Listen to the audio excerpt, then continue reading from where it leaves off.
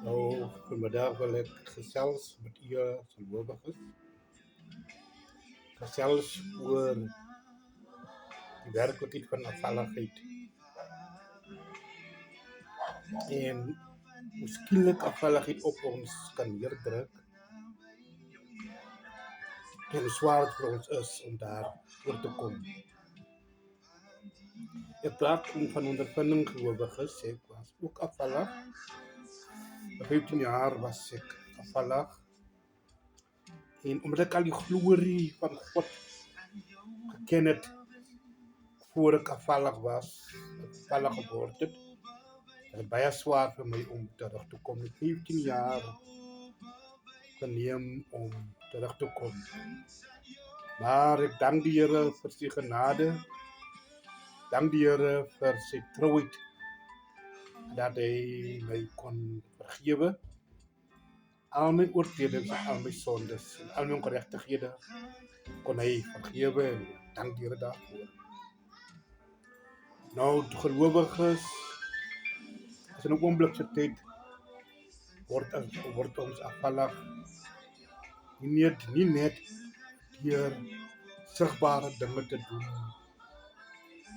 Kan afvallig word met die gang van ons gedagtes en die spreek van ons woorde.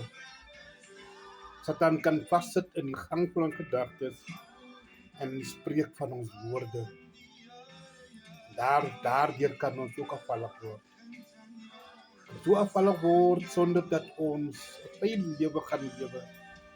Ons noodwendig gaan rook, gaan drink, gaan hoer, gaan moord, gaan al die dergelike dinge doen. Dan leef ons 'n vroom en opregte lewe, maar in werklikheid het ons die krag verloor en ons is afvallig.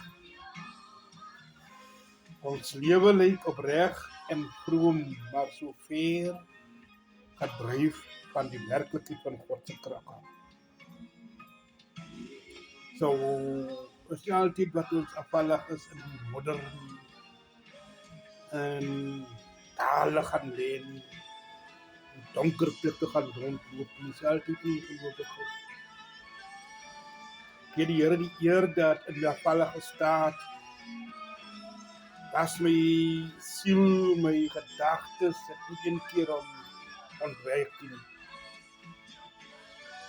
Begeerte was gereeld om terug te kom na die Here toe, maar Satan het dit onmoontlik gemaak en het my 15 jaar lang gevat en ook gebedens van my vrou en vriende en gelowiges.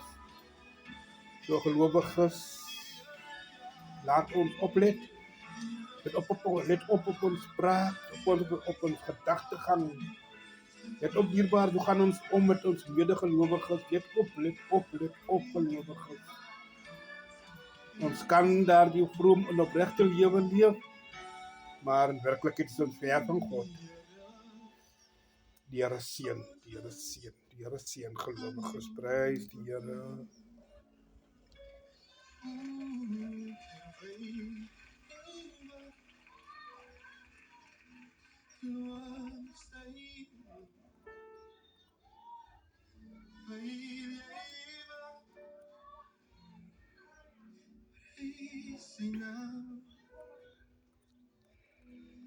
Yo te habrá decir no, oh,